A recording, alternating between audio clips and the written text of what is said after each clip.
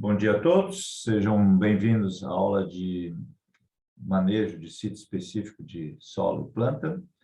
E hoje nós vamos acompanhar alguns trabalhos de pesquisa dentro da universidade, fora da universidade.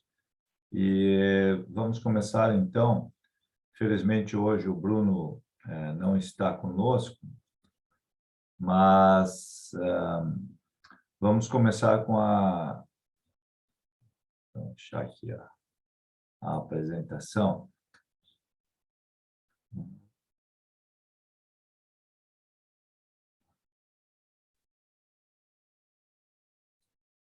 Vamos começar com uma apresentação sobre condutividade elétrica. Então, meu amigo Bruno, espero que você assista a apresentação de forma assíncrona. Então, nós vamos falar sobre condutividade elétrica. Está compartilhada a minha tela? Sim? Sim. Ótimo. Nós vamos apoiar no sensores de solo da Veris, né? E no Eric Lund, que é o presidente. Eu conheço o Eric há mais de 10 anos, quando eu fui estudar lá no Kansas, né? Eu tive a oportunidade de conhecer a Veris, conhecer o Eric, depois aproximei o Eric da Stara, e hoje eles trabalham juntos e a amizade com o Eric aí continua, né? Vocês vão conhecer um pouco da empresa dele. Então, fica uma cidade do sul do Kansas, que é Salina. Eles começaram, então, a desenvolver a tecnologia em 1960.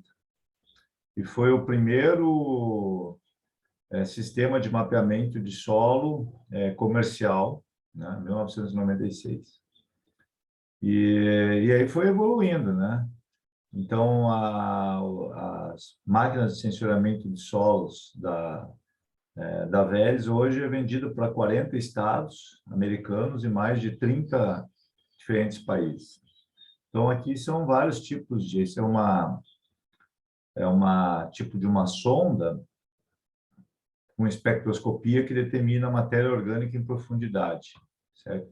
Esses aqui são os conjuntos de condutividade elétrica. Então, o primeiro sensor que eles desenvolveram na Veris foi o de condutividade elétrica, semelhante ao que nós temos aqui no Brasil, com a Falker, né, que é o Terran. É um sensor de contato, tem 4 discos, 2 discos fazem uma leitura mais superficial, a 30 centímetros, e 2 discos fornecem uma leitura mais profunda, a 90 centímetros. E essa condutividade elétrica, ela é muito eficiente para distinguir textura fina, que seria a argila, da textura grosseira, que seria a areia. Então, a textura fina normalmente dá uma condutividade elétrica mais alta. E a textura grosseira, a areia, dá uma condutividade elétrica menor. Então, o que nós estamos vendo aqui, nas cores mais escuras, seriam argila e aqui areia. E também, claro, ele foi desenvolvido para avaliar a salinidade. Eles evoluíram também para a determinação da matéria orgânica do solo, diretamente a campo, com espectroscopia. E aqui nós temos, então, uma avaliação da matéria orgânica, um mapa de matéria orgânica, no qual nós temos as áreas mais escuras com maior teor de matéria orgânica e áreas mais claras com menor. E o sensor pode ser puxado aí por uma caminhonete, por um trator.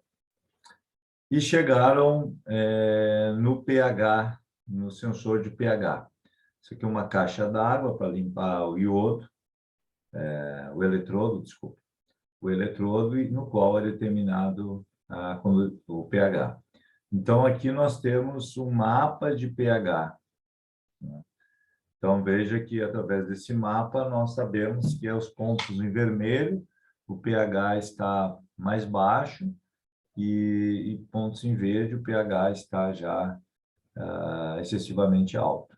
Então, aqui nesse campo, para vocês terem uma ideia da diferença dos solos brasileiros, essa área aqui ela tinha pH tão baixo quanto 5 e pH tão alto quanto 8.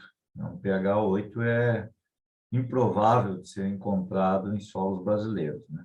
Mas nos Estados Unidos, dependendo de onde você está, se encontra pH superior a 7.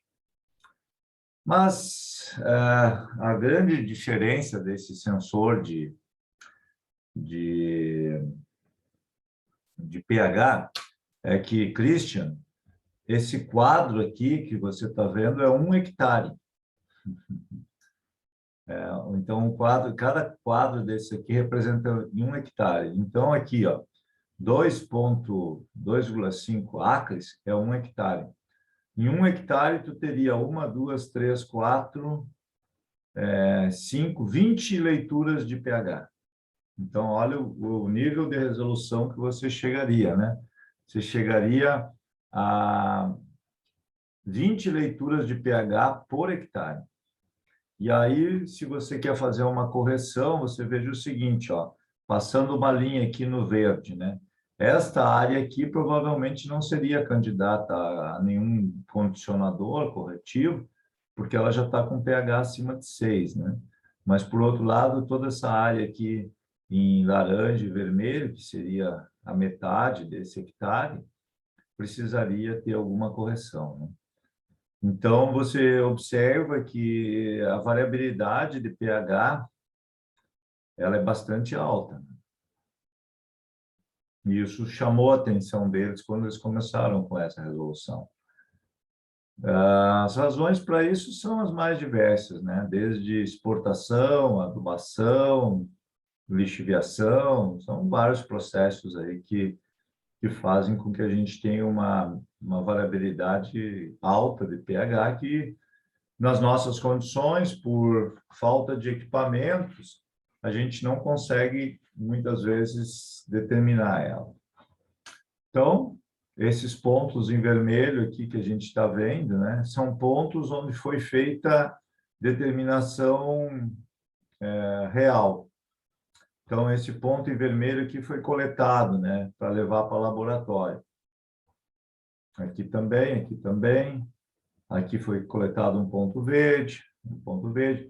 Então, isso aqui é uma amostragem dirigida. Depois que você tem o mapa que o sensor fez de pH, eles coletaram essas amostras em pontos dirigidos e levaram para o laboratório.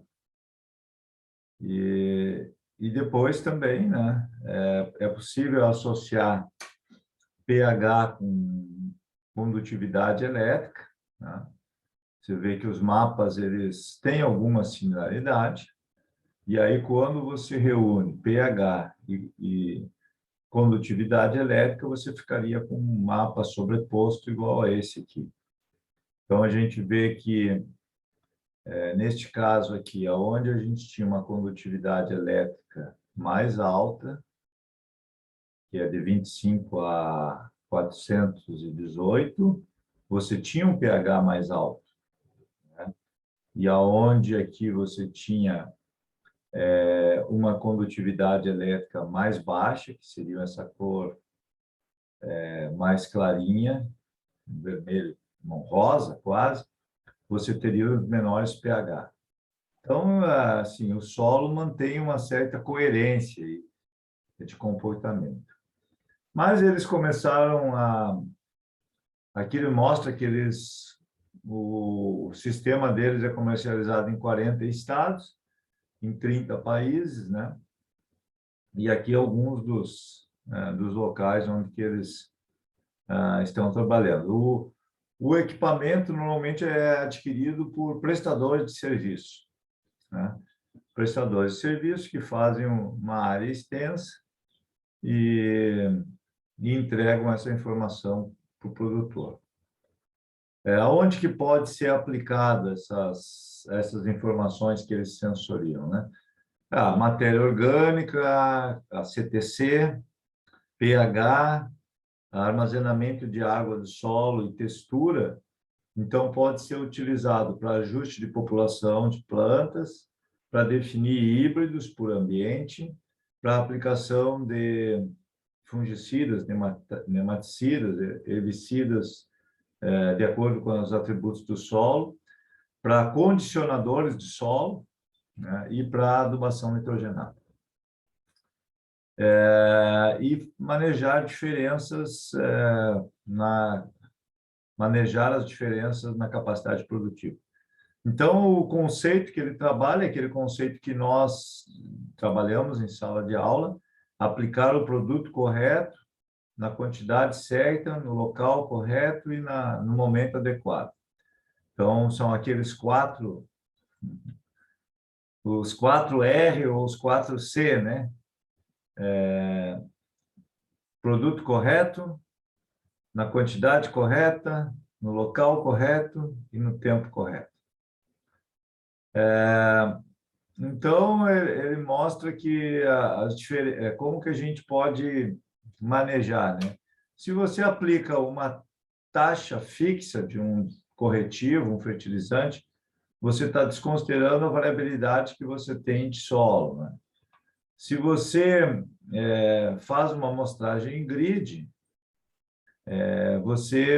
e levando em consideração os tipos de solo, é um método mais expansivo, né? Mais que você investe mais. E se você faz uma amostragem por tipo de solo, aí depende da resolução que você tem, né? Se você tem, nesse caso aqui, ó, aparentemente só 2 tipos de solo, você não consegue ver toda a variabilidade textural que havia na área, né? Então,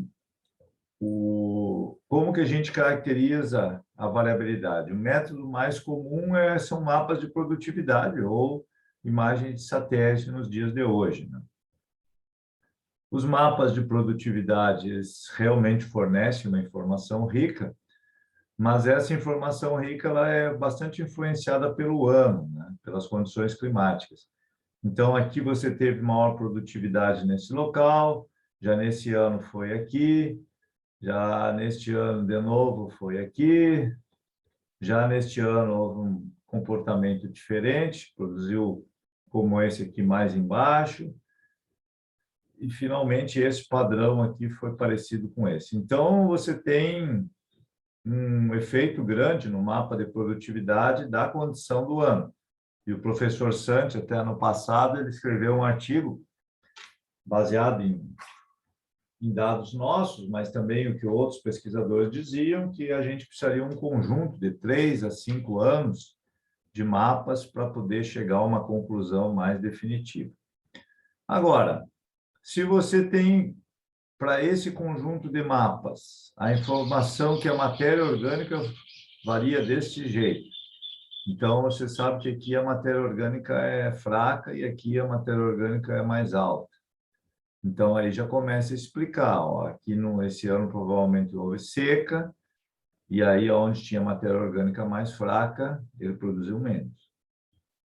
A condutividade elétrica, né, mostrando que aqui a matéria orgânica é mais fraca, provavelmente porque aqui é mais arenoso. Então, agora já começa a ter uma informação mais assertiva. Então, matéria orgânica, solo arenoso, né, e seca, aí explica esse mapa. Daí aqui o pH, né? Então, o pH pode explicar por que neste ano aqui a Isso é milho, professor? eu não sei se é milho ou trigo aqui, parece que é trigo que ele está colhendo, mas o mapa aqui dele ou é trigo ou é milho. Ele produz milho e trigo na propriedade dele. Muitos desses mapas aí são da própria área dele, né?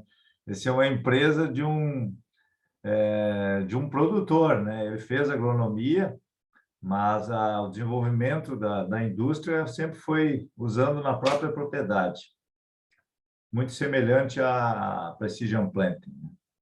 Bom, então o tipo de sensores que eles têm, esse aqui de condutividade elétrica, e esse sensor aqui eu cheguei a trabalhar lá nos Estados Unidos, né? Ele é um sensor para determinar matéria orgânica em profundidade. Então, quando estava aquela o mercado de carbono estava aquecido nos Estados Unidos, eles precisavam saber quanto tinha de matéria orgânica a 1 metro de profundidade. Então, essa sonda aqui, ela determinava isso. Depois, eu acho que perdeu um pouco o foco. É um equipamento mais para a área ambiental. E aqui está a equipe, né? O Eric é esse senhor aqui, gente muito boa, da melhor qualidade. Este aqui é o sócio dele. E esses outros são engenheiros técnicos que trabalham com ele. Uma empresa, assim, que tem uma credibilidade muito grande lá entre as universidades, entre os produtores. E o Eric, eu acho que essa aqui é a área dele mesmo. Então, um trigo que ele planta lá, né?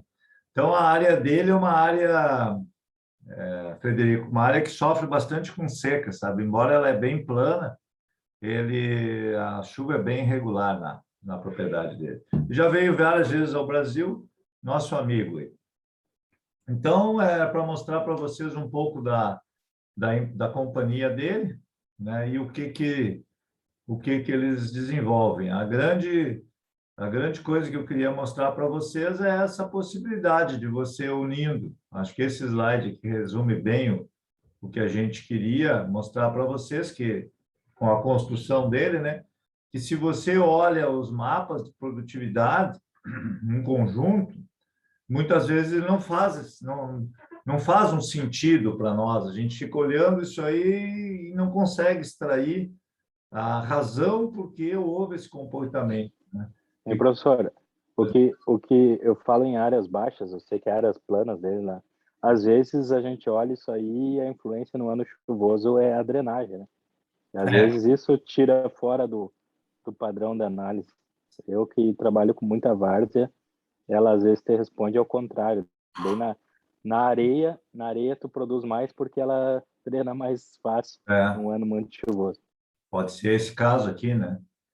Se esse aqui é o mapa do ano muito chuvoso, aqui a condutividade elétrica era mais baixa, o teor de matéria orgânica mais baixo, aqui drenou mais rápido, né? E aqui aonde reteu mais a água, que era solo mais argiloso, a produtividade foi menor. Então, esse aqui provavelmente é um ano de excesso de umidade e, e aqui, nesses 2 anos, é falta de umidade. Houve uma inversão, né? Uma inversão do padrão. Aqui, aonde era arenoso, produziu bem, e aqui, aonde era arenoso, produziu mal. Então, uma inversão associada provavelmente à infiltração e drenagem. É isso aí mesmo, Frederico. Mas o que ele mostra para nós é que se você conhecesse a distribuição da matéria orgânica, a textura, né, e, eventualmente, o pH, você explicaria melhor o mapa de colheita. Esse é o ponto dele. E, independente da ferramenta que vocês forem utilizar, a condutividade elétrica, por ela se associar a ter essa relação aqui que eu queria que vocês gravassem bem, né? Opa, cadê a relação? Essa aqui, por ela ter essa relação aqui, né? Ela permite a gente conhecer, para mim, um dos atributos mais importantes, que é essa textura. Mas não a textura com 20% de intervalo de classe textural. Na minha cabeça está que variações de 10% no teor de argilas já são variações que modificam completamente o comportamento físico-hídrico do solo. Então, na verdade, o que a gente quer estimar são esses parâmetros que você está falando, Frederico.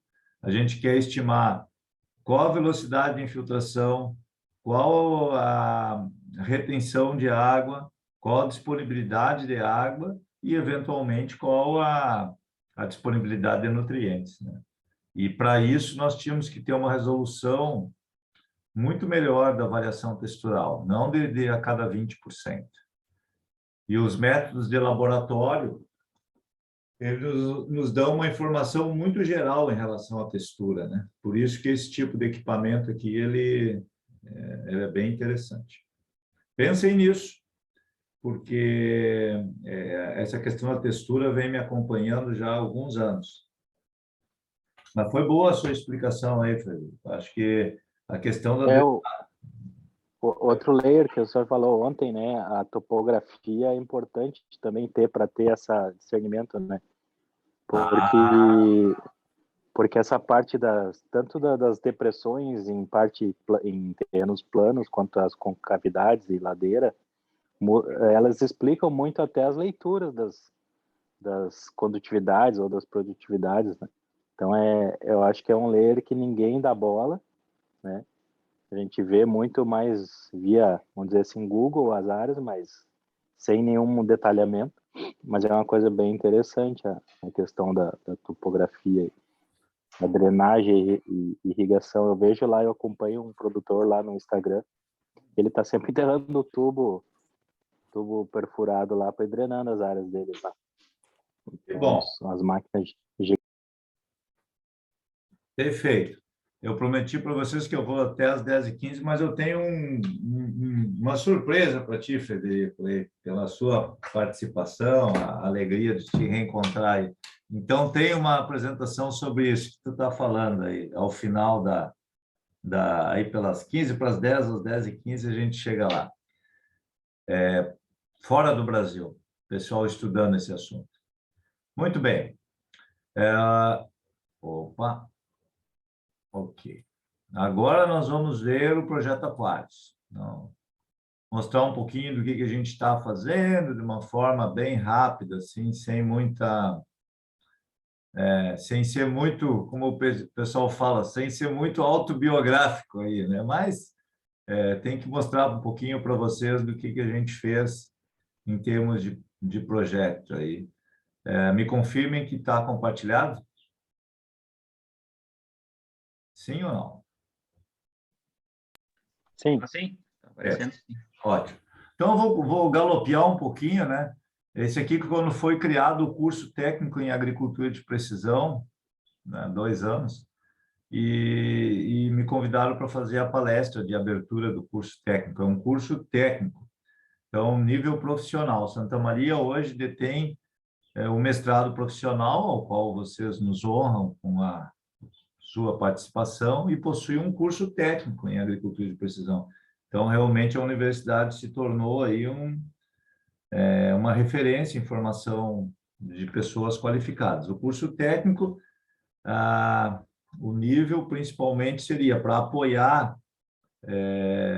prestador de serviço, etc., e também para a indústria de máquinas agrícolas, que tem uma dificuldade muito grande, porque hoje nós temos máquinas cada vez mais inteligentes, né? E também futuramente aí as plataformas digitais, né? A gente quer se aproximar aí no nível técnico. O professor Luciano Pes é o nosso coordenador, né? E o curso ele está tendo uma boa aceitação. Então, em vez de você fazer curso técnico em agropecuária ou técnico agrícola, eu fiz curso técnico agrícola lá atrás, né? Então, hoje você tem a oportunidade de fazer curso técnico em agricultura de precisão. Bom, então, o conceito, acho que a gente já trabalhou, né? Uma forma, eu gosto de dizer, uma forma moderna, né? Não é gerenciamento visual na pequena propriedade, não, é com tecnologia, né? Objetivando incremento de produtividade, racionalização do uso de insumos e a preservação ambiental. Então, nem sempre a gente consegue ter os 3 objetivos, né, ao mesmo tempo, mas em alguns casos a gente vai usar a agricultura de precisão para ter ganhos de produtividade, em outros para racionalização de insumos, às vezes é possível os 2, outros casos não, né? Aqui eu usei racionalização, quer dizer, é o uso racional. Às vezes você vai usar menos, às vezes você vai usar mais, mas tem um critério.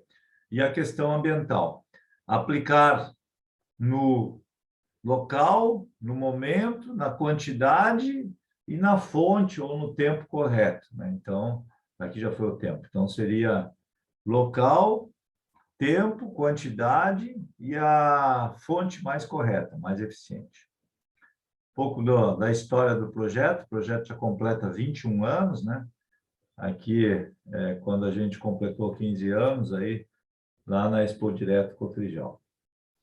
Está localizado em Não Me Toque. Cadê nosso amigo Danilo aí na capital, não me toca, a região celeiro aí, né? Começou com duas áreas que pertencem à família acionista, né, proprietária da Stara, a área Schmidt e a área Lagoa, na Fazenda Ana. Recentemente eu tive a oportunidade de conhecer a senhora Ana, né? Então, que é a senhora proprietária aí da fazenda, né? Então, são talhões que em área, uma extensão que representasse pesquisa on-farm, né? Então, esse foi o objetivo de escolher esses dois talhões, porque a ideia era não fazer parcela, era fazer em área comercial para ter todos os problemas que fossem surgir de uma área comercial, logística, enfim, um pouquinho do projeto. Então, o projeto ele surgiu basicamente da junção de duas empresas, né, que tinham tecnologias. No caso, a GCO e a Stara. Depois, logo a seguir, né, nós tivemos a entrada de uma empresa de fertilizantes, né, que foram as sucedâneas, né, da Serrana, depois a Yara e a Monsanto. Então, em algum tempo aí a gente trabalhou com esse quadro de empresas. Aí as empresas saíram, foram desenvolvendo projetos próprios, mas no início a GCO ela tinha uma expertise na geração de mapas de produtividade. Então, esse aqui é um dos primeiros mapas de produtividade. Então, a GCO tinha isso fora do Brasil, especialmente na Inglaterra, né, e basicamente na Inglaterra, na França. E a Stara, ela tinha um distribuidor, que ela tinha uma joint venture com a Amazon. Então, ela tinha um distribuidor. E a partir daí começou toda a história, né? Isso aqui lá nos anos 2000, como eu disse para vocês, né? Esse aqui é uma leitora de cartão. Então, na verdade, o cartão esse ele migrava da colhedora, né? A gente podia baixar e ver o mapa aqui, ou já levar direto esse cartão para o trator aqui e com o controlador do trator a gente ia fazer a adubação de reposição. Na época a gente já começou a trabalhar com penetrometria e alguma coisa aqui de clorofila, né, de sensor, mas você veja, a instrumentação que nós tínhamos era muito precária e só para dar uma ideia para vocês, essa leitora de cartão aqui custava, na época, R$ 25.000. Né? E hoje qualquer computador tem isso aí. Né? Então, na época, nos anos 2000, realmente era muito... Tudo era muito novo, a gente olhava esse mapa de colheita, era cheio de erros, né? Fazer a filtragem, tudo era complexo. A gente começou no Projeto Aquários fazendo um grid de 1 ponto por hectare, com alguns erros, assim, que depois, ao longo da caminhada, a gente foi observando. Veja só, ponto número 1 está praticamente no limite, né? Ele tinha que ser deslocado, nem ter o número 1. O número 3 também. Ponto 26 também. Ponto 57 também. Né? Então, as primeiras vezes a gente errou bastante, muitas coisas. Mas nós começamos com 1 ponto por hectare e a amostragem a 0 a 15 centímetros, que era o padrão americano. Assim, uma das coisas que nos chamou muita atenção foi o mapa de colheita, né? Então, na época, nós tínhamos algumas questões, né? As primeiras colhedoras, elas vinham com o sensor de produtividade, mas não tinham o GPS, ou tinham um GPS com erro de 6 metros, então o mapa ficava um troço. Outros, tu só visualizava, não gravava os dados. Então, assim, houve uma evolução aqui dos anos 1998 até 2002 e 2003, essa tecnologia avançou muito, né? Avançou muito. Nós tínhamos alguns produtores, né, inclusive um amigo, Luciano Sulzbach, de família Sulzbach, de Palmeira das Missões, que eles, por razões assim, eles eram proprietários do terreno onde que a GCO se instalou lá em Palmeira das Missões, perto do Arco ali, na entrada de Palmeira. Então, o Luciano, ele já tinha trabalhado com o professor Giotto aqui, ele queria muito fazer mapa de colheita na área dele. Então, ele disse, não, a primeira colhedora que entrar no Brasil aí para fazer mapa de colheita tem que ser lá em casa. Então, eu tive a sorte de trabalhar com o Luciano lá no início disso aí. Em 1999, a gente já estava começando a tentar gerar mapas de colheita, né? Então, aqui é um pouco quando começou a melhorar as coisas, né? Aí já colocou um DGPS, um sistema melhor, que a gente conseguia ter um mapa de melhor qualidade, né? E aqui também já o DataVision. Mas eu queria mostrar para vocês o primeiro mapa de colheita que nós geramos na safra 2001-2002, que foi na área da Lagoa. Acredito que é a área da Lagoa. Rendimento médio, sequeiro, né? Nos anos 2000. 130 sacos, 129 sacos por hectare. Rendimento mínimo, 60 sacos. Rendimento máximo, 208. Quer dizer que lá nos anos 2000 a gente já estava colhendo 200 sacos, mas era numa área bem pequenininha, né? E essa amplitude aqui de 3 vezes nos deixou louco, né? Isso aqui era muita coisa, a gente... E a distribuição, aí, isso aqui foi na Coxilha Colorado, em Palmeira das Missões. Então, esse foi o mapa gerado lá pela família Sulzbach, que até hoje a gente tem uma boa relação, são amigos nossos. Bom, você veja o seguinte, aqui nós fizemos um histograma de produtividade, lá da época.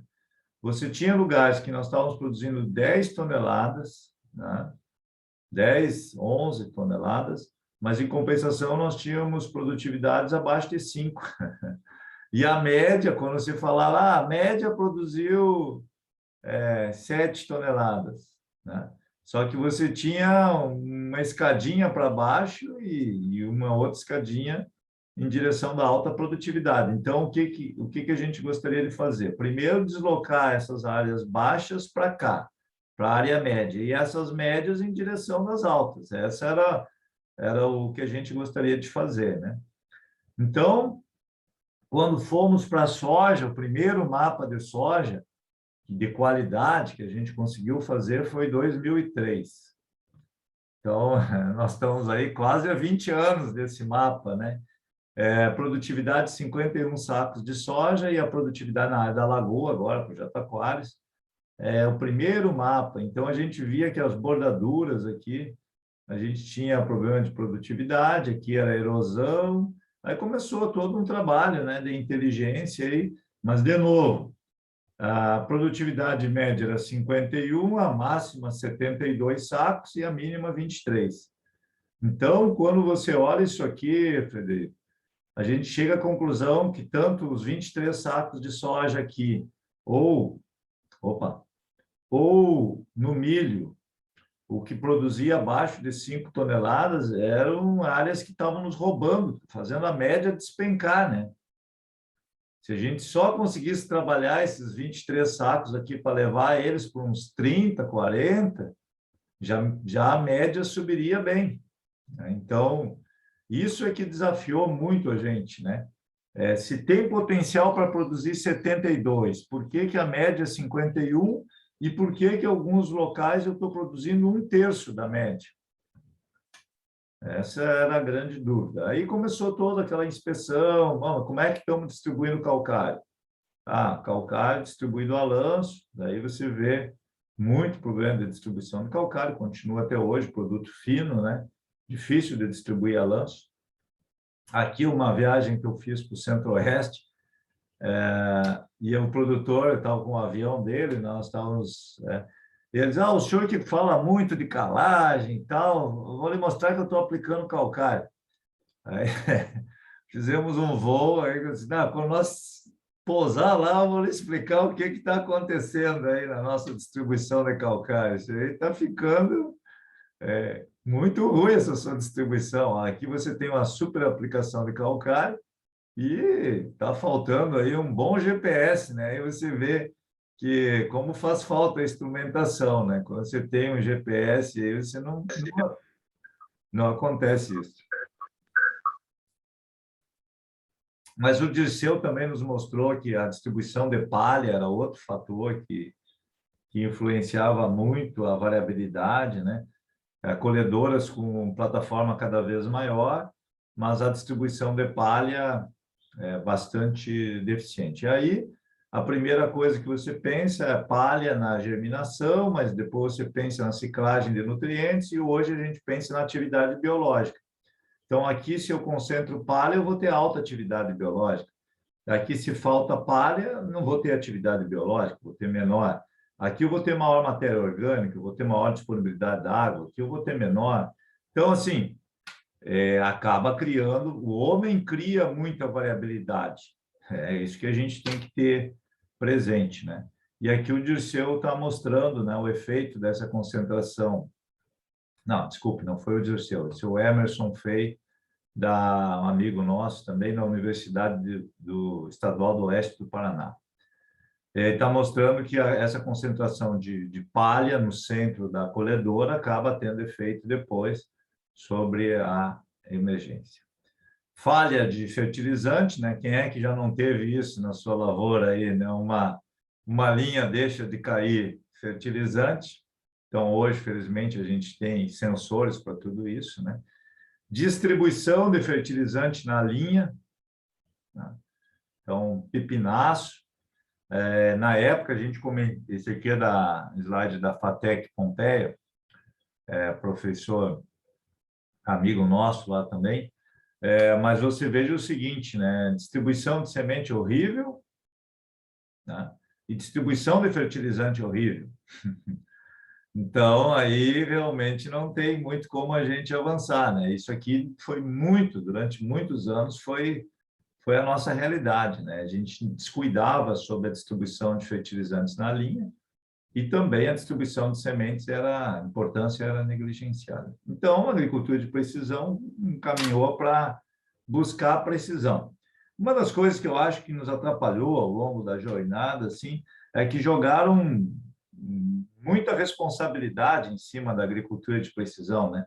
Na verdade, nós tínhamos muitos erros, os erros iam sendo corrigidos à medida que a gente conseguia quantificar e à medida que a indústria nos ajudava a solucionar tecnologicamente. Não era porque você estava fazendo agricultura de precisão que você não ia errar mais.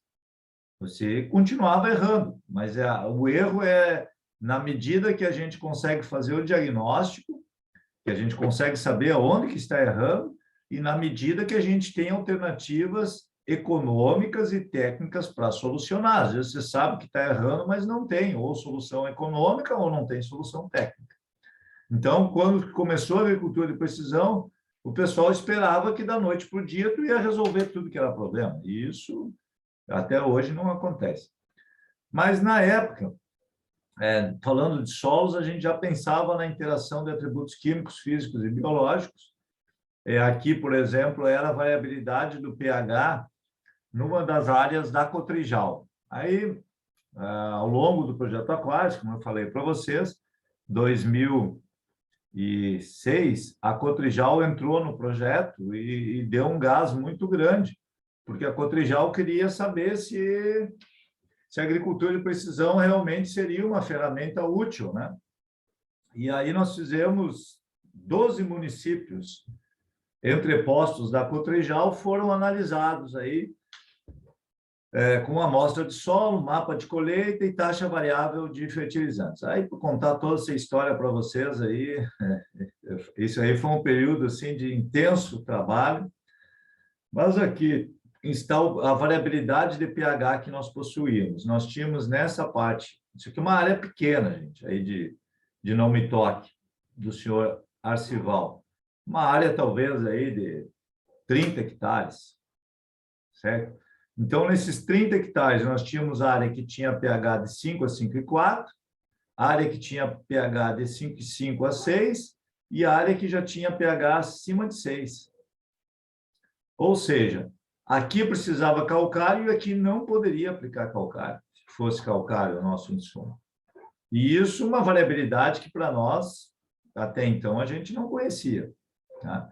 Aí vai para potássio também, se identificou uma variabilidade de potássio muito grande. Aqui, por exemplo, ó, Frederico, parece que pode ter uma mancha de textura, né? Bem desenhada aqui. Se eu tivesse o mapa de condutividade elétrica, aqui hoje eu provavelmente ia chegar à conclusão que aqui é solo mais arenoso e com menor teor de matéria orgânica, que aqui é solo argiloso e com maior teor de matéria orgânica. Só que quando a gente fez isso lá no ano 2006, a gente não, assim, ainda tudo era muito novo, mas se percebeu uma variabilidade espacial terrível, né? E aqui fósforo nas áreas da Cotrijal, então você tinha 35% das amostras que nós fizemos aí, né, abaixo de 8 ppm, de 8 a 15, que seria o ideal, nós tínhamos 38, de 15 a 24, 18, e acima de 24, 9. Na verdade, nós estabelecemos que 15 ppm era o nosso objetivo. Então, nós tínhamos aqui quase 70, né, 70 e tantos por cento da área aí, precisando correção de fósforo. Aí depois a Dracar, mais recentemente, entrou no projeto, né? E a Dracar tem clientes no Brasil inteiro, né? Então, esse aqui é uma espécie de grama que eles geram, né? E que você tem, então, quais são os problemas. Em verde é quando a situação está boa, né? E em vermelho, situações que estariam preocupantes. Então, aqui nesse caso, o fósforo está preocupante, está baixo, a saturação de potássio está extremamente baixa, isso é normal lá em solos mais arenosos, né? E o enxofre aqui está bem, boro, né? Precisaria ter uma atenção. Então, esse tipo de conhecimento detalhado da fertilidade é importante. No projeto Aquários, nós encontramos uma variabilidade muito grande na área da lagoa de fósforo, né? Área deficiente de fósforo e área sobrando fósforo. Aí, primeira dúvida era entender por que deu isso, né? Então, conversando com os produtores aí, né? Eles nos informaram que sempre é a adubação a taxa fixa. Eu disse, bom, mas então, o que pode explicar que um local está faltando fósforo, o outro está sobrando? Então, aqui deve a produtividade ser muito baixa. Tem anos que produz pouco, tem anos que produz mais. Então, teoricamente, o mapa de exportação não justificaria isso. Aí fomos avançando, fomos entender que aqui era uma área mais argilosa, retia mais fósforo. Aqui uma área mais arenosa, disponibilizava mais fósforo. Para a mesma adubação e para produtividade variável, aqui faltou fósforo, porque ficou retido na argila, e aqui ficou fósforo mais disponível. Então, se você não conhecesse a textura, não tinha como explicar isso. Daí começou toda uma caminhada em busca de taxa variável de fertilizantes. Aqui, confesso para vocês que foram anos bem difíceis para mim, especialmente junto à comunidade acadêmica, né? Porque o pessoal não aceitava adubação a lanço de fertilizante solúvel. O pessoal que eu digo é a academia.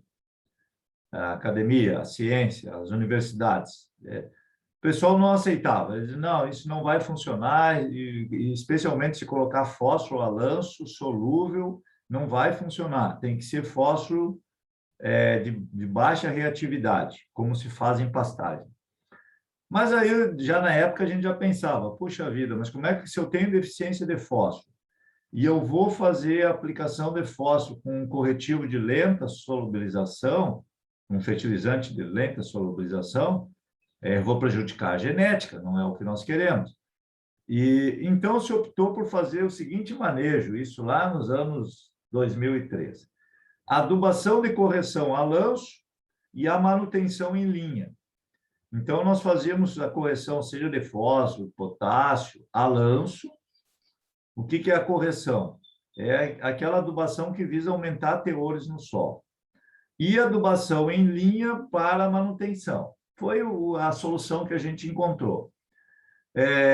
Muitos colegas da área da fertilidade, das universidades em torno aí, às vezes paravam na área e diziam para o produtor, né? Diziam, olha, o senhor vai perder dinheiro aí, porque essa adubação não vai funcionar. E uma vez um produtor me ligou aí, eu conto essa história, né? Eu estava de manhã na universidade, me preparando, e o produtor me ligou e disse assim, olha, o senhor garante que eu não vou produzir menos na minha área? Eu falei, mas por que o senhor vai produzir menos na sua área? Não, porque eu fiz adubação de correção a lanço. E eu quero lhe dizer o seguinte, essa área aqui é muito importante para mim, a área que eu sustento minha família, educo minha filha, e o que eu produzir a menos, o senhor ou o projeto vai pagar. Então, aquilo me deixou muito desconfortável, fiquei assim, porque eu não tinha certeza, né? Dizendo para vocês francamente, né? Nos anos 2013, eu não tinha certeza, porque assim, eu fiquei pensando, bom, nós estamos aplicando no local correto. Tá, isso a gente conseguiu caracterizar bem a variabilidade espacial, ou que a gente acreditava que estava caracterizando bem a variabilidade espacial com 1 ponto por hectare. Mas o fato de ser adubação de correção a lanço poderá anular esse ganho que eu tenho da variabilidade espacial. Mas só o tempo vai dizer, né? Então, como nós fizemos on-farm, e eram 12 áreas, isso aí me tirou o sono, eu digo para vocês assim, por alguns meses, né? Porque, afinal, eram colegas meus que tinham a mesma formação, doutorado em solos, melhores escolas de fertilidade do solo. Bom, para resumir a história, essa propriedade aqui bateu o recorde de produtividade nesse ano. Hein?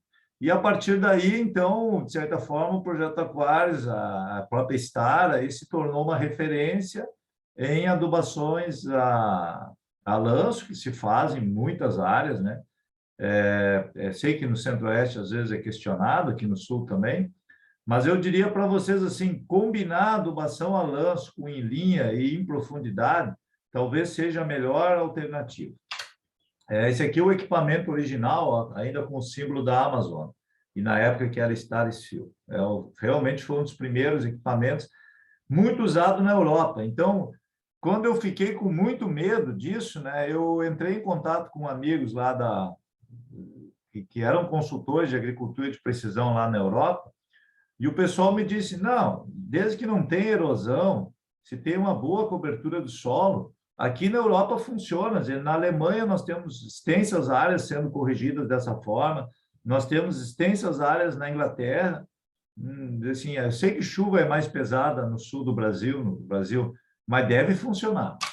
E, para nossa sorte, funcionou muito bem, né? Então, aqui eu mostro para vocês o tipo de correção que a gente teve, né? Então, a ideia era sempre colocar uma dose mais alta, a lanço, nessa área mais deficiente e diminuir a dose onde que já estava alta. Então, o que aconteceu é que o produtor aqui, ele disse, diminuir a adubação eu não quero. Era um conceito dos holandeses aí, né?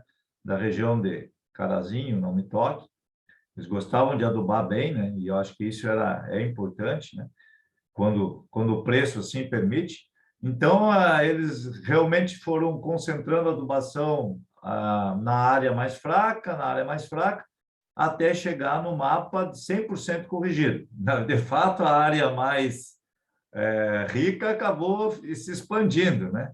Então, ficou uma poupança no solo lá, mas provou para nós que a variabilidade espacial, especialmente de correção, funcionava bem. E aí começamos a avançar, né? Tentar corrigir isso cada vez mais rápido. Então, aqui em 1 ano, com 2 aplicações, corrigindo no inverno e no verão, no seu gyro, já deixando a área mais uniforme. Áreas bem pequenas, esse aqui eram 13 hectares. 13. Tá? Daqui, tecnologia embarcada, os primeiros aprendizado sobre isso, né, de estabelecer as ferramentas de largura, taxa padrão, barra de luz, todas as ferramentas aí foram sendo experimentadas. Rastreabilidade das aplicações também, né, se trabalhou muito sobre isso, se nós estávamos mantendo o espaçamento, como é que estava a distribuição. E aí chegamos a fazer 1 ponto por hectare lá no Seu Jair. E mostrar para vocês por que a adubação pela média não funcionava. Então, aqui é o seguinte, 15 ppm de fósforo era o alvo, tá? Cada ponto desses aqui que vocês estão vendo é 1 hectare, tá? Os que estão acima eram pontos que nós não precisaríamos adubar, ou poderíamos diminuir a adubação, porque já estavam com teor acima do alvo. E os pontos abaixo é que estariam com necessidade de aumentar. Se eu fizesse a adubação pela média, eu acertaria em 35% dos pontos por hectare. Então, essa lavoura ela era 35 hectares, né? Se eu fizesse uma adubação pela média de 15 ppm, que era a média de todos esses pontos, eu acertaria em 35% da área. Em outros, talvez 30% da área eu super adubaria, e em outros eu subadubaria. Então, a ideia que a gente tinha era pegar uma distribuição de 1 ponto por hectare de fósforo como essa e trazer essa distribuição para dentro de uma faixa que a gente estabeleceu de 15 a 30 ppm, que seria a faixa ideal. E, bom, a gente não conseguiu deixar o solo com um teor só, mas a gente trouxe já para dentro da faixa, alguns pontos acima, mas se conseguiu aí, num horizonte de 2 anos, trazer todos os teores para dentro de uma faixa ideal. Isso aqui lá em 2006, 2007. Aí, feita essa etapa, se passou para análise foliar. Aí se começou a fazer todo um trabalho de investigação de análise foliar. Bom, corrigimos o solo, será que o que nós fizemos no solo, a planta está equilibrada? E aí fomos para análise foliar e, para nossa surpresa, apareceu muitas coisas, né? A nitrogênio, a fixação biológica estava deficiente, potássio ainda continuava sendo um grande problema, porque a soja precisa muito de potássio, aqui é lavoura de soja, tá aqui em cima. Molibdênio, lá embaixo, né? Então, assim, e molibdênio a gente não estava trabalhando. Então, a análise foliar nos ajudou bastante a redefinir o nosso sistema produtivo, né? Aqui, por exemplo, cálcio e magnésio podiam subir ambos, né? Então, a gente podia melhorar a questão da saturação de base, o potássio podia ser melhorado, o nitrogênio podia ser melhorado, e a questão do molibdênio tinha que ser trabalhada. Então, se buscou o equilíbrio nutricional. Aqui algumas áreas que eu trabalhei com isso, eu falei para vocês que eu fiz um trabalho para a Syngenta durante 3 anos em Londrina, né? E aí a gente buscava realmente a nutrição perfeita. O trabalho era associar a genética de ponta com nutrição perfeita. A minha parte era a parte nutricional, né? Fazer fertilização equilibrada de 10, 15 nutrientes e buscar o ótimo de nutricional. Então, eu queria trazer esse ponto aqui para cá, ó. Esse era o objetivo. Às vezes a gente não conseguia, por N razões. Você vê que aqui a gente trabalhou bem, né? Eu digo a gente porque era o produtor e nós, né? Faltou o nitrogênio. Nitrogênio sempre nos dando trabalho, né? Quando você fala em produzir aí 80, 90 sacos de soja, a fixação biológica tem que ser muito boa. Bom, voltando, né? Nós falamos em muitas intervenções. Aqui é um negócio legal, Frederico. Tá presente aí? Sim. Tá, olha aqui esse produtor. Esse produtor aqui, essas áreas em vermelho, é aquelas tuas áreas aí que eram, como é que vamos chamar? Pelanca, né? As áreas mais fracas da propriedade. Então, o que discutindo com o produtor, porque sempre o projeto ele é discutido assim em detalhes com o produtor. O produtor só faz aquilo que ele gostaria, porque o investimento é dele, né? A gente faz o diagnóstico, mas o investimento é dele. Então, ele perguntou para nós, o que eu faço nessa área aqui? Aí eu disse para ele, não tem jeito, aqui é matéria orgânica, atividade biológica, na época a gente não conhecia isso, né? Mas, olha, aqui é matéria orgânica, a atividade biológica tem que ser melhorada. Tá, mas como é que eu faço isso? É planta de cobertura e adubação orgânica. Aí ele falou, e dá para fazer as duas coisas ao mesmo tempo? Eu falei, dá, ué.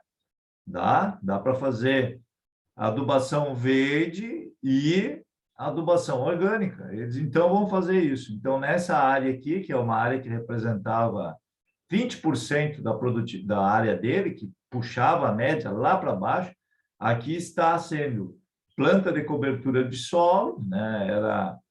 Acredito que ervilhaca e nabo, e aplicado a lanço adubação orgânica. Acredito que essa aqui é a área do Rogério Pacheco, nosso amigão. Aí você dá um choque, né? Você dá um choque de qualidade, porque você pega as áreas mais baixas, em vez de fazer adubação mineral, Frederico, você parte para outra intervenção, você muda o gasto, muda a rúbrica onde você está investindo. Aqui você está investindo em condições físico, biológicas e químicas, né? Que a matéria orgânica e que as plantas de cobertura vão te proporcionar. Anos mais tarde, o professor Santos criou o mapa inteligente de culturas de cobertura, né? Que eu acho que é uma sacada muito boa do Santos, né? Por exemplo, aqui você usaria o coquetel de plantas de cobertura e, de repente, aqui você poderia usar uma aveia ou uma cultura mais simples. Então, você faria um plano inteligente de rotação. Aqui nós fizemos foi concentrar plantas de cobertura e adubação orgânica. E a adubação orgânica concentrada em 20% das áreas mais fracas. É uma coisa interessante que, ao longo dessa caminhada, isso aqui é lá no Rogério Pacheco, e essa aqui é a minha mão, se eu reconheço bem ela, começou a aparecer minhoca, sabe? Coisa que no plantio direto era bem difícil de aparecer, né? E a minhoca foi associada a essa ervilhaca aqui, que é a ervilhaca esmeralda. Um abraço ao meu amigo Francisco Soulier, Chico Soulier também, um produtor de primeira linha aí, né? E hoje ele comercializa essa ervilhaca aqui, uma ervilhaca precoce, e ela é uma ervilhaca peluda. E essa ervilhaca peluda, essas folhas são ricas em cálcio e magnésio. Cálcio e nitrogênio, desculpa. Cálcio e nitrogênio. E esse cálcio e nitrogênio, ele atrai as minhocas. Essa folha miúda, ela constantemente fica caindo. Então, lembra da questão da qualidade do resíduo, né? Essas folhas ricas em cálcio e nitrogênio caindo constantemente ao solo alimentam as minhocas. Então, as minhocas acabam se multiplicando.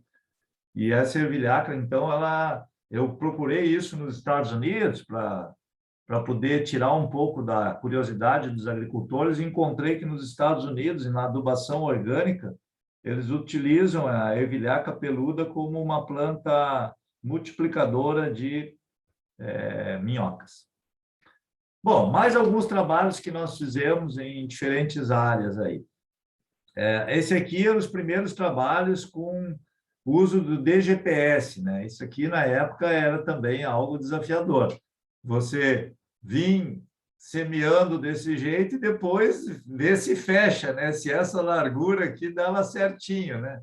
Então, isso aqui no início era assim, puxa, será que isso é possível? Vai funcionar? E hoje a gente sabe que a qualidade desse tipo de serviço é espetacular.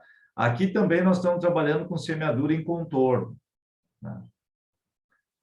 Questões de distribuição de plantas, o Dirceu Gassen nos ajudou muito a entender isso, né? Que a régua dele, né?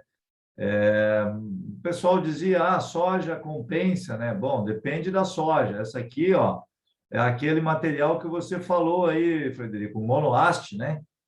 Um material que não engale, então esse aqui não tem muito como compensar, né? Claro que essa planta vai produzir mais do que essas outras aqui, mas ela não compensa o suficiente a falta dessas plantas, né? Outra arquitetura de planta pode compensar, mas essa aí não, né? Então, o Dirceu nos mostrando aqui, com a inteligência dele, né, que nós tínhamos uma variabilidade muito grande entre uma planta e outra, né? Então, se você colhesse uma e outra, então nós tínhamos que buscar um padrão mais uniforme de plantas na lavoura. Essa era a mensagem, né? Então, nós trabalhamos muito com essa questão de distribuição espacial de planta, né? Gerou vários artigos aí, mas aqui, esse aqui é do próprio SESB, né? SESB mostrando que uma lavoura aqui de 62 sacos tinha uma distribuição, uma percentagem de falha de 27, percentagem de duplas de 34 e um coeficiente de variação de 66,7. E só 37% da lavoura estava na distribuição espacial de plantas, né? E já numa lavoura de altíssima produtividade, esses números caíam, tanto de falha quanto de dupla, e o coeficiente de variação também, e o que estava dentro do padrão estabelecido aumentava. Então, nós começamos o Projeto Aquários a estudar muito isso, né? Nessa época, a Pioneer era parceira, hoje ela já saiu, né? Mas na época era a nossa parceira, então aqui nós temos o mesmo híbrido, a mesma fertilização e uma distribuição de plantas forçada para ser errada. O que a gente fez, né? A gente galopeou com o trator aí a semeadora no campo, né? Fez uma faixa a máxima velocidade que a gente poderia. E aí depois colheu isso separado, né? Então aqui a distribuição ficou com falhas horríveis, né? Plantas muito próximas. E aqui uma distribuição perfeita, né? Esse foi o trabalho de tese do Thiago Horb, que hoje é pesquisador da CCGL.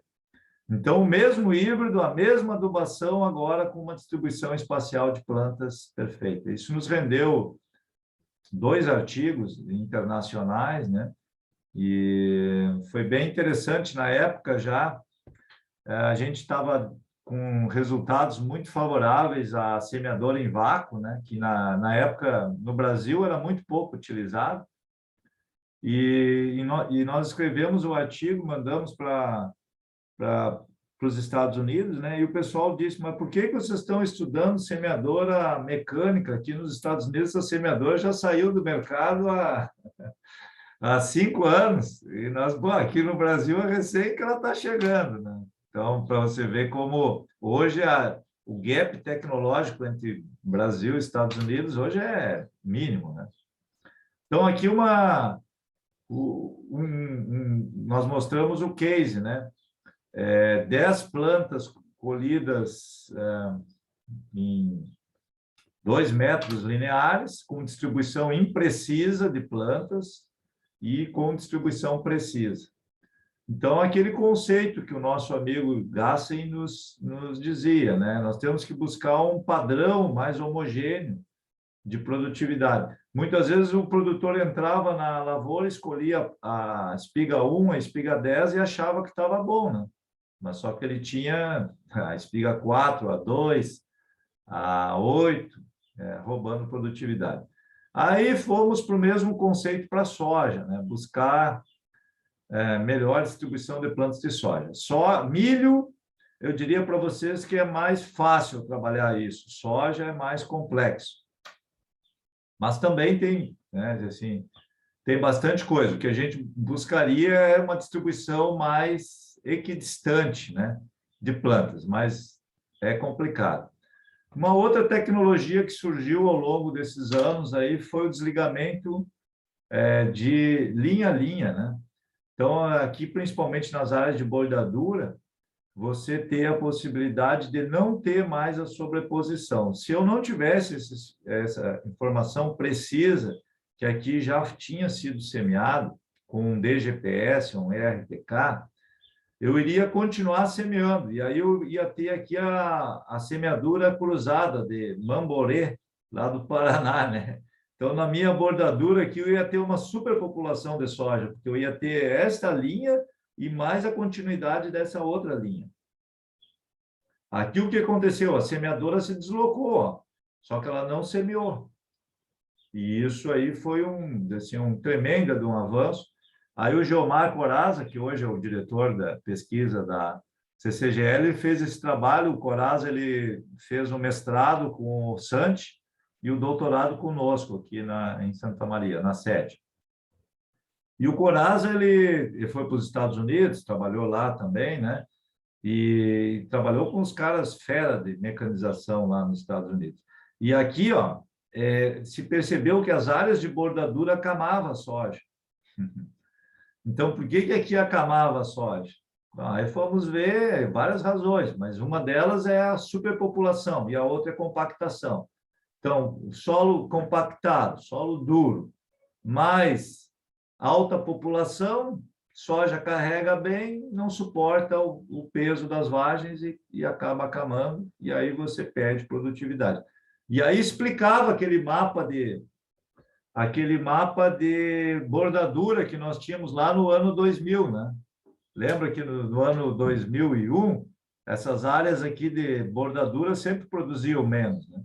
E a explicação, uma parte delas estava aqui, né? Outras explicações existiam, certamente. Bom, aí começou a se acumular dados, nosso Big Data. 7 mapas de soja e 4 mapas de milho, né? E aí já começou a definir melhor os ambientes produtivos. Aqui, 11 mapas acumulados, né? Então, aqui nós sabemos que tinha um ambiente de altíssima produtividade e aqui nós tínhamos ambientes historicamente de baixa produtividade. Aí começou todo um trabalho de tentar ajustar a população, né? Taxa variada de sementes, né? Então, começou a se estudar isso, né? E nesse período eu já comecei a ter a oportunidade de levar grupos de produtores brasileiros para os Estados Unidos, né? E visitar lá, especialmente a sede da Monsanto, né? da área experimental da Monsanto, e ver o que o pessoal estava fazendo por lá, né? Então, essa aqui era uma prescrição que se tinha lá nos Estados Unidos. Solo de baixo potencial produtivo, né, para milho. Diminuir a população. E solo de alto potencial produtivo, aumentar a população. E solo de médio potencial produtivo, manter a população. Então, isso aí, quando voltei de lá, eu voltei animado com essas prescrições aí, né? Como eu disse para vocês, a Monsanto já tinha bastante experiência em cima disso, a Pioneer também. E aí era questão de começar a adaptar para o Brasil, a mesma lógica. Começamos. Zona de baixa, 70 mil plantas, 120 quilos de nitrogênio. Depois nós variamos população e nitrogênio, mas aqui eu vou mostrar o efeito de população. Zona de baixo, área do projeto Aquários, 70 mil plantas. Zona de baixa, com 55 mil plantas. Olha que loucura isso, né? Eu, quando vejo esse dado aqui, eu fico assim, realmente muito feliz, né? Porque é visual. Você diminuiu a população, gastou menos e produziu mais homogêneo. Produziu uma forma melhor. A chupeta aqui indica a falta d'água, né? Zona de alta, 70 mil plantas, 80 mil plantas. Então, aqui, visualmente, a gente fica meio confuso. Não, 70 mil plantas está melhor que 80. Mas isso eu vi lá nos Estados Unidos, eles me disseram isso, né? Dizem assim, olha, quando a gente aumenta a população de plantas, às vezes a espiga fica mais... visualmente tem um apelo menor. Mas quando você vai fazer o peso que você está colhendo, você vai colher mais. Porque as espigas, você vai aumentar o número de espigas, né? Por metro, por unidade de área. A espiga vai ser visualmente menos atrativa do que essa, mas essa aqui vai produzir mais. Então, a partir daí, a gente começou a trabalhar muito forte nisso aí, né? Fazendo vários trabalhos. Outra questão que a gente fez foi aplicar fertilizante com base no mapa de colheita. Então, aqui nós temos um trabalho do Ricardo Delameia, foi um mapa de colheita, e aqui o mapa de aplicação do superfosfato triplo com base no mapa de colheita. Então, depois que você equacionou os teores no solo, aí você vai trabalhar com a reposição. E a reposição pode ser feita com base no mapa de colheita. Então, isso é uma coisa lógica da agricultura de precisão. No primeiro momento, você vai equilibrar os teores no solo. No segundo momento, você vai manter aquilo que você equilibrou. Como é que você mantém? Repondo o que está saindo. Então, outra questão também foi a evolução das áreas. A evolução das áreas de zonas. Nós começamos com uma zona de baixa em 2002, esse eu acho que foi um trabalho do professor Santi. Em 2002, nós tínhamos 52 hectares de zona de baixa, e 3 anos depois, trabalhando com redistribuição de fertilizantes, né? Essa área de 52 baixou para 30, a zona de média de 49 para 52 praticamente não mudou, e a zona de alta nós expandimos de 30 para 53. Contando um pouco dessa história para vocês. Da onde que ocorreu essa migração? A zona de baixa passou para a zona de média. Ah, professor, mas a zona de média não mudou. Sim, a zona de baixa passou para a zona de média, e parte da zona de média migrou para a zona de alta. Então, não foi que a zona de baixa pulou para a zona de alta, isso nós não conseguimos, mas a gente conseguiu migrar da zona de baixa para a zona de média e parte da zona de média para a zona de alta. E o resultado é que a produtividade ficou melhor, né? Ficou bem melhor. Outra coisa que a gente trabalhou foi o Paulão, que hoje está lá no Mato Grosso, Paulo Alba. Então, assim, no projeto Aquários, nós tivemos, ao longo de 21 anos, mais de 50 dissertações de mestrado e doutorado. Então, cada estudante deu a sua contribuição, deu o seu sangue aí, né? Uns com mais sucesso, outros com menos, mas cada um deu a sua contribuição. O Paulo, ele trabalhou, já começou a trabalhar essas questões de planejamento de linha.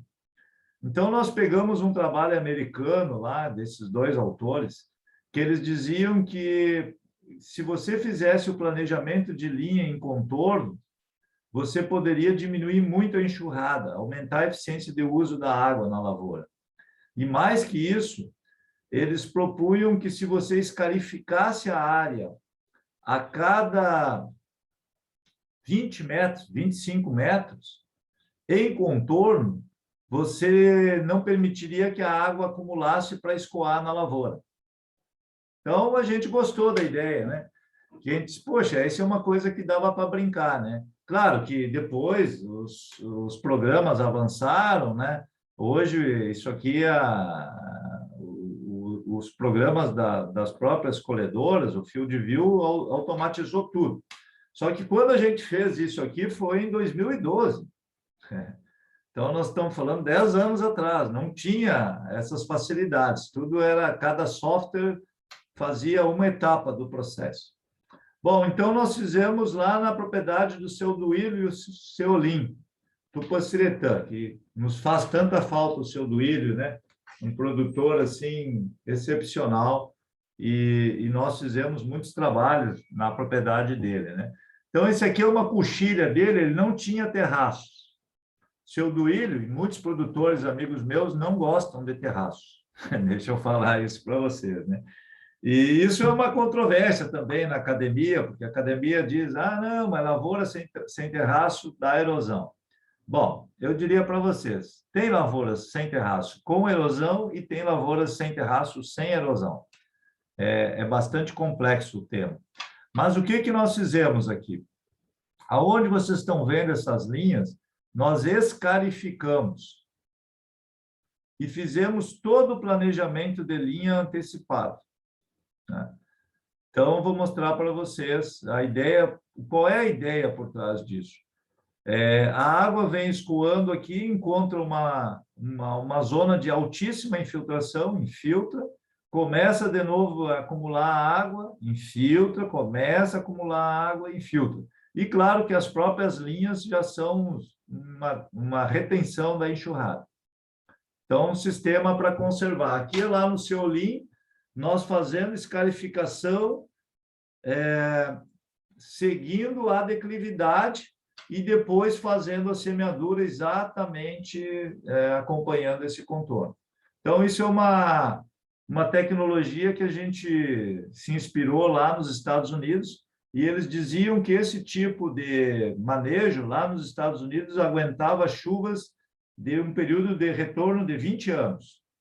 Então, se fosse uma chuva muito pesada, não ia segurar, mas chuvas de até 20 anos aí segurava bem. Bom, agora um dos últimos trabalhos que a gente fez, mais recente, esse aqui foi, né, com a família Soulier, né? Então, aqui nós temos várias gerações da família Soulier aí, né? Aqui está o Thiago Horg, aqui está o autor desse trabalho, né, junto com o Thiago Teixeira. Esse aqui é o Dr. Ferguson, Richard Ferguson. E esse aqui é o proprietário, Marcos Soulier, da família Soulier, né? Bom, o que nós fizemos nessa área? O que o produtor fez, a bem da verdade, né? Nós estamos acompanhando. E o produtor, ele fez 1.000 hectares aí em Carazinho, no Pontão, de tráfego controlado. E não só isso, né? Ele fez isso aqui, ó. É sensacional isso aqui, né? O Paulo Pires é o consultor em agricultura de precisão também. Então, o que ele fez? Nos locais onde ele concentra o tráfego de máquinas, certo? Ele usa o nabo forrageiro para descompactar. Não só o nabo, ele usa um facão e mais um nabo. E na área que não tem trânsito de máquinas, aqui não tem pressão nenhuma de pneu, certo? Ele usa aveia e faz isso em contorno, com planejamento de todas as linhas. E o objetivo dele é zerar a erosão e aumentar a infiltração de água. Então, a propriedade dele, ele está fazendo isso, né? Fez toda uma adaptação de tandem para semeadoras, de rodado, eixo de rodado de máquinas, graneleiro, tudo para concentrar o trânsito, os pneus rodados nesses locais onde que você tem depois o nabo forrageiro. Então, um sistema que está implantado em 1.000 hectares. Mas a criação realmente é do produtor, né? Então, fica desse jeito aí. E é uma maneira de buscar aumento de eficiência de água utilizando todas as ferramentas. Mais recentemente, né, surgiu essa solução da Stara, que realmente é um conceito diferente de máquinas agrícolas, né? Esse conceito é uma máquina multiuso, né? Então, ela é 3 em 1 aqui, ela é pulverizador, distribuidor de sementes e fertilizador. Então, ora ela serve para fertilizar, ora para pulverizar e ora para semear. Semear, fertilizar e pulverizar, tudo numa máquina só. É um conceito, né, gente? Sei que certamente dá para evoluir bastante, mas é um conceito interessante, porque várias coisas aqui são importantes, né? Uma é a questão da compactação, porque aí você concentra todo o rodado numa linha só e você deixa uma grande área sem pressão nenhuma. Então, isso é de pneu, né? Isso aí tem um impacto interessante. E aqui semeando culturas de cobertura, né? Numa barra de 27 a 30 metros antes da colheita. Então, está aqui um pouco dessa distribuição pneumática. Quando a soja estiver nesse estágio aqui, aí nós já teríamos a soja caindo a folha e o azevém, ou aveia, ou capim-sudão, ou o que for aí, já começando a emergência, e você vai colher essa soja e já com a pastagem implantada, então compactação muito menor, a folha de soja que está ciclando potássio e nitrogênio já eventualmente essa aveia ou esse azevém já vai se beneficiar, e aí você tem, né, a parte biológica aí sendo favorecida.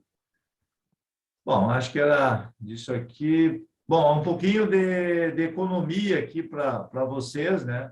Acho que eu tinha que mostrar isso aqui, o trabalho do Delameia, comparando DGPS mais piloto e DGPS, piloto e desligamento de seções.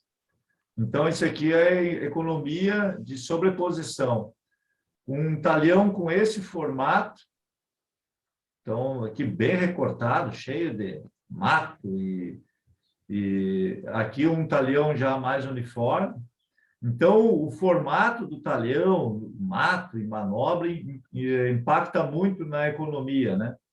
Então, nesse caso aqui, as duas primeiras áreas muito difíceis de ser trabalhadas, né? O efeito da tecnologia foi estrondoso, né?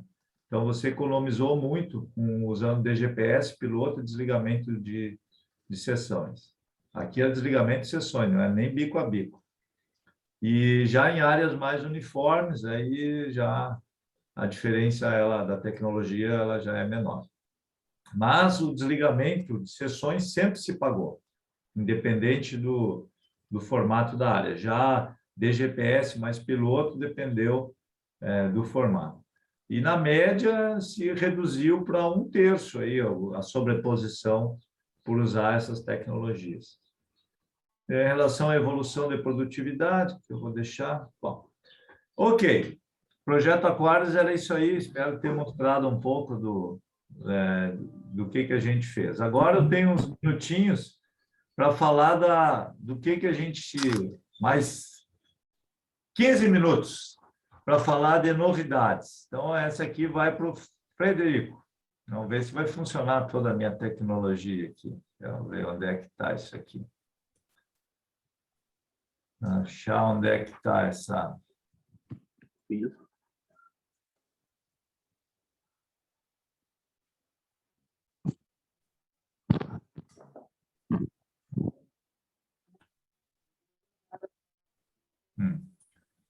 Vou começar pela outra, Frederico. Daqui a pouquinho eu...